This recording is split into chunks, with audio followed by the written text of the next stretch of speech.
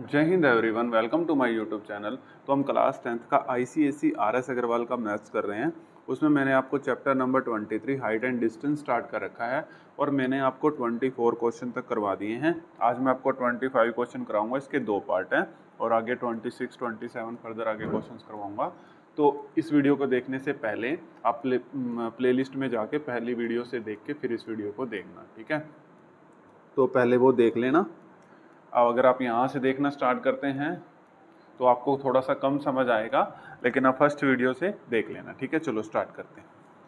Question देखो, ध्यान से देखना, बहुत इजी क्वेश्चंस हैं। करने कैसे हैं वो चीज़ ध्यान से देखना, ठीक है। चलो स्टार्ट करते हैं। इसने कहा है a tower subtend at an angle alpha on the same level as the foot of the tower and at a second point h metre above the first the depression of the foot of the tower is beta, show that the height of the tower is h tan alpha cot beta। Sir समझ नहीं आया जी, इसने क्या बोल दिया। चलो अब ध्यान से देखना, एक एक चीज को क्लियर करता हूँ। देखिए, इसने कहा एक टावर है, कोई टावर है ये कोई टावर है, ठीक है। ठीक है, इसकी हाइट मान लो कुछ भी, इसको a मान लो और इसको b मान लो, ठीक है। पॉइंट लाइट कर लो। इसने कहा कि एक टावर है, ध्यान से देखना, a tower subtend an angle alpha on the same level as the foot of the tower and at a second point h meter above the first the depression of the foot of the tower is beta। आपकी book में इसकी figure बना के दे भी रखी है, लेकिन मैं आपको समझाता हूँ, ठीक है। पहले मैं एक बार फिगर बना देता हूँ, फिर मैं आपको समझाता हूँ, ठीक है। ये इसने अल्फा दे रखा है, ये h मीटर अबव, फिर मैं अभी अपने डियर स्टूडेंट को समझाता हूँ, और ये हमें दे रखा है बीटा, ठीक है। चलो देखिए, ध्यान से देखिए, इसने कहा ए tower subtend an angle alpha, एक टावर है, ठीक है, वो alpha on the same level, मतलब सेम लेवल तो इस साइड होगा ना, सेम लेवल, तो यहां पर वो एंगल अल्फा बनाता है, ठीक है, on the same level as the foot of the tower and at a second point. अब सेकंड पॉइंट है कोई, ठीक है, कोई सेकंड पॉइंट है अबव एच मीटर, देखो second point above h metre above the first, ठीक है। तो ये रहा, ठीक है, h metre above the first, तो ए बी, इसको सी मान लो, इसको डी मान लो, ठीक है dear student. The depression of the foot of the tower is beta. अब ये टावर है, ये टावर का टॉप है, ये टावर का फुट है, तो डिप्रेशन देखो, आपको पता है हॉरिजॉन्टल लाइन से बनता है। ये आपकी बुक में ऐसे दिखा नहीं रखा, लेकिन मैं आपको बताता हूँ। देखो डिप्रेशन कैसे बनेगा, ये बीटा, लेकिन आपको पता है ये वाला एंगल इस एंगल के इक्वल होगा। मैंने आपको बताया था ना, अल्टरनेट इंटीरियर एंगल, ठीक है। जैसे ये दो पैरेलल लाइन है, यहाँ पर जो एंगल बन रहा है और यहाँ पर जो एंगल बन रहा है, दोनों आपस में इक्वल होंगे, ठीक है। अगर ये बीटा है तो ये बीटा होगा। और मैंने इंट्रोडक्शन वीडियो में आपको ये भी बताया था कि angle of depression is equal to angle of elevation, ठीक है। ये बात आपको समझ आ गई होगी, ठीक है। उसने ऐसे कहा है, देखो the depression of the foot of the tower is beta, the depression of the foot of the tower is beta. समझ आ गया। वैसे फिगर ये आपकी बुक में दे रखी है। चलो अब देखो, अब ध्यान से सीखते हैं। इसने कहा find the height of the tower is h tan alpha cot beta. Height of the tower, ये जो टावर है इसकी हाइट को हम कैपिटल H मान लेते हैं। ये कहता है आप प्रूव करके दिखाओ जो कैपिटल H है वो अपने पास h tan अल्फा और कोट बीटा आना चाहिए, h tan अल्फा और कोट बीटा आना चाहिए। देखो अब एक आपको मैंने एक चीज बताई थी कि जब भी आपके पास देखो दो ट्रायंगल बन गए, एक ट्रायंगल ये बन गई, एक ट्रायंगल ये बन गई। मैंने आपको बहुत अच्छी अप्रोच बता रखी है कि फिगर बनाने के बाद आप पंडित बद्री प्रसाद के पास जाइए। पंडित बद्री प्रसाद हर हर बोले, सोना चांदी तोले, ठीक है। लिख लिया, ये एस से साइन, सी से कोस, टी से टैन, ठीक है डियर स्टूडेंट्स। अब देखो दो ट्रायंगल बन रही हैं, अब दो ट्रायंगल को आप अप्लाई करो यार, जो फाइंड करना है अपने आप आएगा। और मैंने आपको 25 तक क्वेश्चन तक पहुंच गया हूं। मैंने साइन कोस टैन से सारे क्वेश्चन कराए हैं आपको ना, ठीक है ना। कोसिकेंट यूज करा यहाँ पे ना कोट, मतलब आपको मैंने सारे क्वेश्चन ऐसे कराए हैं ना सेकेंड, ठीक है। तो ध्यान से देखना, क्योंकि अप्रोच एक रहनी चाहिए।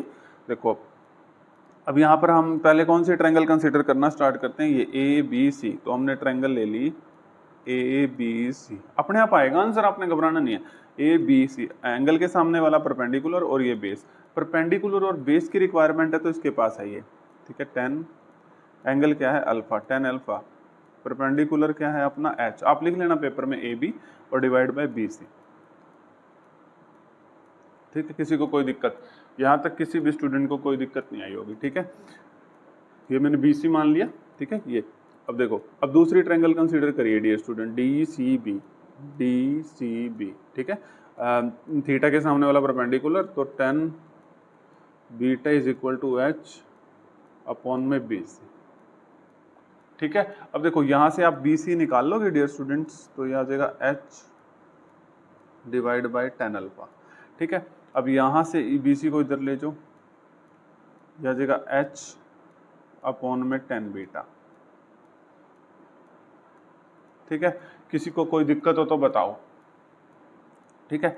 अब देखो यहाँ पर हमने क्या करना था, हमने देखो अब ये चीज आपने निकाल के रख ली, ठीक है। अब आप जरा इसके पास आए, हमने प्रूव करना था जो ये हाइट ऑफ द टावर है ये h into tan alpha cot beta आना चाहिए। आप इसको जरूर देखना, आपने रट्टा नहीं मारना, इसको जरूर देखो आप लोग। तो यानी कि h तो हमने निकालना ही है, तो हम यहाँ से h ही निकालते हैं, ठीक है। इसको कहते हैं, आप ऊपर जाओ B C into tan alpha, ठीक है, क्योंकि हमने h निकालना है। अब हम क्या करेंगे डियर स्टूडेंट्स, देखो h आ गया आपके पास, ठीक है। देखो ध्यान से देखो, आपने रट्टा नहीं मारना, h आ गया आपके पास, ये आ गया बी सी tan अल्फा। अब h इज इक्वल टू, अब बी सी की इस वैल्यू को पुट करते हैं, चलो डियर स्टूडेंट्स, बी सी की जगह में रख दिया h upon tan beta into tan alpha. डरना नहीं है, अल्फा बीटा देख के बहुत इजी क्वेश्चन है। h ऐसे कैसे, अब आप सभी को पता है 1/tan बीटा का फॉर्मूला क्या होता है, कोट बीटा, वेरी नाइस, आपने बता दिया, और इंटू tan अल्फा, ठीक है। अगर किसी स्टूडेंट को नहीं पता तो कोट थीटा का फॉर्मूला होता है 1/tan थीटा, ठीक है। यही वाला मैंने यहाँ पे अप्लाई किया है। अब देखो h जो हाइट ऑफ द टावर आपके पास आ गया, h cot beta into tan alpha, देख लो जी, यही प्रूव करना था। देखो कितना इजी क्वेश्चन था, अगर आप घबराओगे तो फिर तो देखो होना ही नहीं ये क्वेश्चन, और बहुत इजी क्वेश्चन था ये। अभी भी किसी स्टूडेंट्स को डाउट रह गया हो तो कमेंट बॉक्स आपके पास है। क्वेश्चन नंबर 25 का सेकंड देखिए, ठीक है। एक एक क्वेश्चंस को क्लियर करेंगे और बहुत अच्छे तरीके से। ये तो बिल्कुल इजी क्वेश्चन है, इसमें तो कुछ भी नहीं है। चलो देखो स्टार्ट करते हैं। The angle of elevation from a point P of the top of a tower, ठीक है, QR of the top of the tower QR 50 meter high is 60 degree and that of top of tower PT from point Q is 30 degree. Find the height of the tower PT correct to nearest meter. Sir बिल्कुल भी समझ नहीं आया, कोई बात नहीं, मैं आपको बताता हूँ, ठीक है। अब इसने कहा है, देखो इसने कहा, मैंने कहा ना आप इन क्वेश्चनों में आप ऑब्जेक्ट को ढूंढ लीजिए। ये राजी ऑब्जेक्ट टावर QR है ना, ये टावर एक ऑब्जेक्ट है, लिख लिया जी हमने, ये लिख लिया हमने टावर एक ऑब्जेक्ट, और क्या है QR, ठीक है। और ये कितना मीटर हाई है, 50 मीटर हाई है। देखना जैसे मैं फिगर्स इन क्वेश्चन की बनाता हूँ ना, आपने भी वैसे बनानी है, आपको दिक्कत नहीं आएगी। बना दिया जी। अब पढ़ो, angle of elevation from a point P, अच्छा यहाँ पे कोई P पॉइंट है, अब of top of the tower ये R है, यहाँ से जो एंगल ऑफ एलिवेशन बन रहा है माय डियर स्टूडेंट्स, कितना बन रहा है, 60 डिग्री। कितना बन रहा है, 60 डिग्री। यहाँ तक किसी को कोई दिक्कत। फिर इसने कहा है and that of the tower PT, and that of the tower PT, यानी कि ये पॉइंट P है और एक टावर यहाँ पर है PT, and that of the tower PT from a point Q is 30 degree. And इसने कहा कि and that of the tower PT from a point Q is 30 degree. समझे कि नहीं। यहाँ से डियर स्टूडेंट्स की जो एंगल ऑफ एलिवेशन है, ये जो इसने आपको इंग्लिश तो आती होगी, दैट ऑफ मतलब एंगल ऑफ एलिवेशन की बात कर रहे हैं, ठीक है। तो वो कितना है अपने पास, 30 डिग्री, ठीक है। दैट ऑफ, ये तो आपको इंग्लिश आती होगी ना, दैट ऑफ मतलब एंगल ऑफ एलिवेशन की बात कर रहा है। तो देखो दोबारा समझाता हूँ, अगर किसी स्टूडेंट को समझ नहीं आया दोबारा देखो। And that of the tower PT, ये tower PT from a point Q is 30 degree, इस पॉइंट से, ठीक है। Find the height of the tower PT, इसकी हाइट हमने निकालनी है, इस PT को हमने निकालना। देखो एंगल ऑफ एलिवेशन, ठीक है, समझ आ गया। अब देखिए ये चीज सभी को समझ आ गई होगी बहुत अच्छे से, ठीक है। तो देखो अब ये हमने निकालना है height of the tower PT, ये PT की वैल्यू निकालनी है। इसको हम कुछ लेट कर लेते हैं, अगर आप कहते हैं तो इसको H लेट कर लेते हैं और इस PQ को X लेट कर लेते हैं, ठीक है, कोई दिक्कत। वैसे तो PT और PQ से क्वेश्चन को रख दो, कोई दिक्कत नहीं है। Correct to the nearest metre, और नियरेस्ट मीटर तक इसको करेक्ट करना है। आप सभी को समझ आ गया होगा, नहीं आया तो कमेंट बॉक्स है आपके पास, ठीक है। तो इस फिगर बनाने के बाद मैं हमेशा क्या करता हूँ my dear students, Pandit Badri Prasad हर हर बोले सोना चांदी तोले। अब तो ऐसे साइंस C से कोस T से tan, अब तक तो आपको याद हो गया होगा। अब इसके बाद दो ट्रायंगल बन रहे हैं, बिल्कुल नकली क्वेश्चन है, हलवा क्वेश्चन है। चलो देखो, अब दो ट्रायंगल बन रहे हैं, पहले आप कौन सा भी कोई सा भी ट्रायंगल ले लो, आपकी मर्जी है। ट्रायंगल कंसीडर करते हैं R Q P. R Q P कौन सा ट्रायंगल मैंने कंसीडर करा? R Q P. चलो आर क्यू पी में tan 60 डिग्री, देखो ये थीटा है ना, और थीटा के सामने वाला परपेंडिकुलर और बेस की रिक्वायरमेंट है, तो ये वाला फॉर्मूला यूज होगा। ठीक है, अब तक तो आपको पता लग गया होगा। अब परपेंडिकुलर आर क्यू है, यानी कि उसकी वैल्यू कितनी है 50, डिवाइड बाय पी क्यू है, और उसकी वैल्यू कितनी है x। आप पेपर में लिख लेना। ठीक है, अब देखो, अब tan 60 डिग्री कितना होता है डियर स्टूडेंट? √3 50 by x. अब x ऊपर ले जाओ, ये हो जाएगा 50 बाई √3। ठीक है, 50 बाई √3। अब इसको बाद में सोल्व कर लेंगे। ठीक है, x की वैल्यू अपने पास आ गई 50 बाई √3। पॉइंटों में अभी हम अभी सोल्व कर लेंगे। ठीक है, नियरेस्ट मीटर तक अभी हम सोल्व कर लेंगे। अब दूसरे ट्रायंगल देखो डियर स्टूडेंट्स। ठीक है, दूसरे ट्रायंगल, हरी अप स्टूडेंट्स। ये रहा TPQ, वेरी नाइस, TPQ। तो वही tan 30 डिग्री। ठीक है, इसके सामने वाला परपेंडिकुलर TP, तो कितना दे रखा है h, आपको पता ना tan P बाई B होता है, और डिवाइड बाय बेस कितना है x।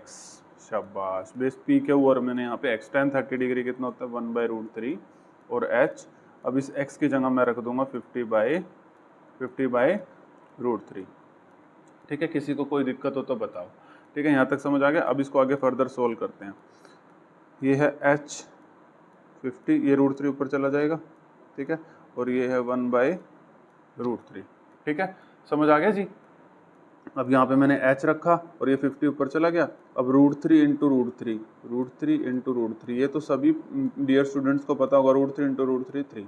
तो आपके पास डियर स्टूडेंट हाइट आ गई है, h जो है अपने पास, ये जो अपनी हाइट है ये अपनी आ गई है। यहाँ पर सोल्व कर लेते हैं, यहाँ पर सोल्व कर लेते हैं, कोई बात नहीं। h आ गया अपने पास 50 बाई 3, तो इसको सोल्व करोगे तो 16.66 ऐसे समथिंग आ जाएगा। अब इसने नियरेस्ट मीटर तक बोला है ना, नियरेस्ट मीटर तक, तो इसको आपको पता है पॉइंट से ये 17 मीटर आंसर आ जाएगा। पहले तो अब समझाता हूँ मैं आपको, मैंने आपसे वादा किया एक एक स्टेप समझाना, मैं इसको भी समझाता हूँ।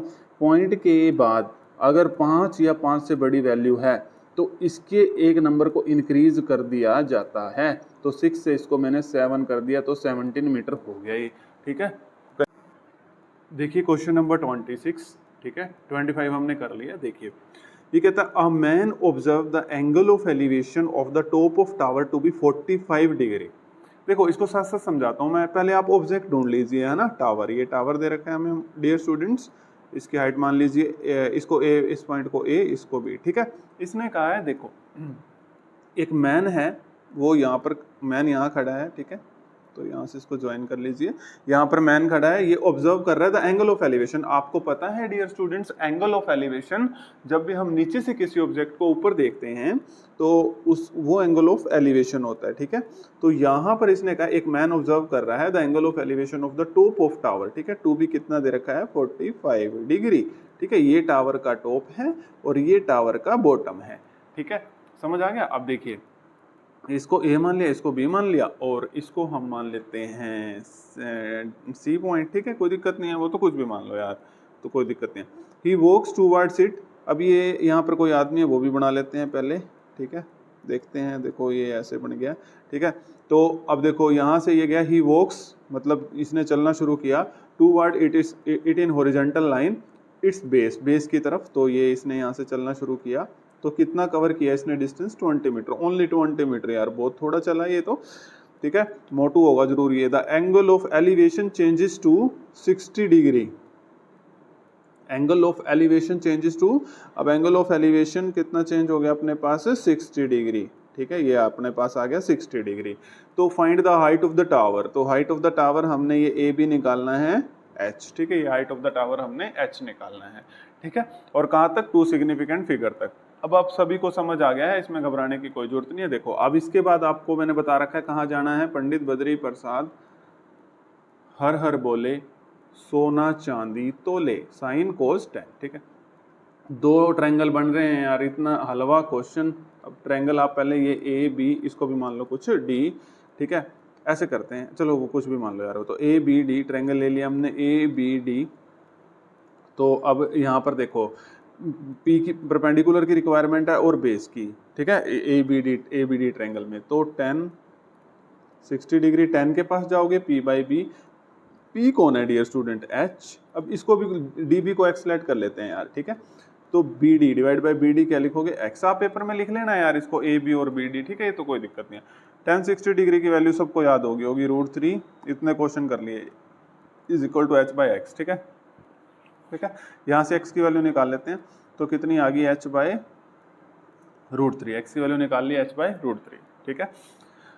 अब देखिए, अब अगली ट्रायंगल बताओ डियर स्टूडेंट्स। अगली ट्रायंगल आप कहोगे sir ji A B C consider करो, ए बी सी, ओके। फिर क्या करूं बताओ? हाँ जी सर, tan 45 डिग्री कंसीडर करो। थीटा के सामने वाला परपेंडिकुलर और ये बेस, तो परपेंडिकुलर हमें एच दे रखा है, बेस हमें पूरा बी सी दे रखा है, और इसको बी सी को लिखेंगे B D plus D C. B D है x और डी सी है 20, तो बी सी हो जाएगा x प्लस 20। शाबाश, x प्लस 20। आपने बताया मुझे ये, ठीक है, x प्लस 20।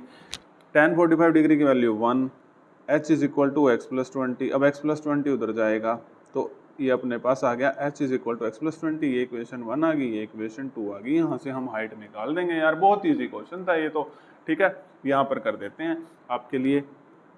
अपने पास आया h is equal to x plus 20, और x की वैल्यू क्या है? h by √3। ये देखो यहाँ पर दिख रही होगी, तो x की जगह रख दो h बाई √3 प्लस 20। यहाँ से मैंने h नहीं निकाला था, x इसलिए निकाला था h की टर्म में, क्योंकि h फाइंड आउट करना था, ठीक है। अब इसको h को इधर ले आएंगे, h माइनस, ठीक है, इसको इससे इक्वल टू से इधर लाएंगे तो प्लस वाला माइनस का हो जाएगा, इज इक्वल टू 20। √3 एलसीएम ले लेंगे, ये उधर जाएगा, √3 h minus h is equal to 20, ठीक है। अब यहाँ से h कॉमन ले लेंगे, ये आ जाएगा √3 minus 1 divide by √3 is equal to 20, ठीक है। समझ आ गया? सभी को समझ आ गया होगा यहाँ तक।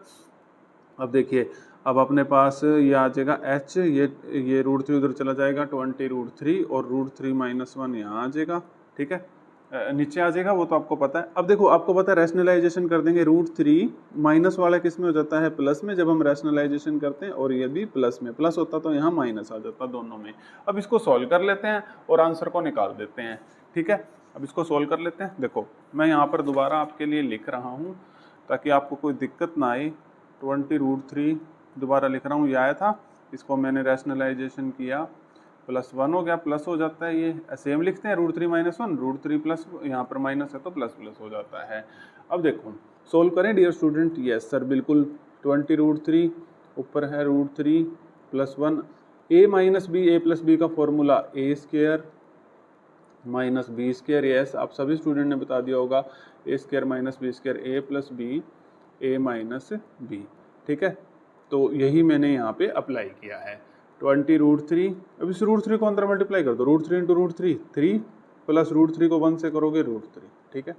अब डिवाइड बाई √3 का स्क्वायर 3 और 1 का स्क्वायर 1, तो ये आ गया 20 3 प्लस √3, और ये 3 माइनस 1 2, और ये 2 से काट दो 10, तो ये आ गया 10 3 प्लस √3 10 3 प्लस √3 की वैल्यू 1.732, ठीक है, और ये 10, ये 3 में ऐड करेंगे तो 4.732, ठीक है। और अब ये है 4732 डिवाइड बाई 1000, 3 के बाद पॉइंट है, पॉइंट हटा दिया, 1000 इंटू में 10, ये कट गया, तो अब ये 2 जीरो हैं, तो 47, 2 जीरो है तो यहाँ 0.32, 47.32। लेकिन इसने कहा था 2 सिग्निफिकेंट फिगर तक निकालो, तो इसका आंसर आप यार लिख देना 47 मीटर, ठीक है। अभी मैंने आपको पिछले क्वेश्चन में भी समझाया, अगर यहाँ पर 5 से बड़ी टर्म होती, 5 होता 6 होता, तो मैं इसको 7 को 8 कर देता। अब मैंने देखो 47.3 को, इसको यहाँ पे 7 ही रखा। अब आपको अच्छे से समझ आ गया होगा, ये ठीक हो गया कि पिछले क्वेश्चन में वो 6 आ रहा था, इस 5 से बड़ा आ रहा था, तो वो भी अच्छे से समझा दिया। अब ये 5 से छोटा आ रहा है तो 3, तो हम इसको एक इंक्रीज नहीं करते, तो ये भी बढ़िया से समझा दिया, ठीक है। आपको कोई दिक्कत नहीं आई होगी इसमें अब, ठीक है। क्वेश्चन नंबर 26 भी हमारा डन हो चुका है।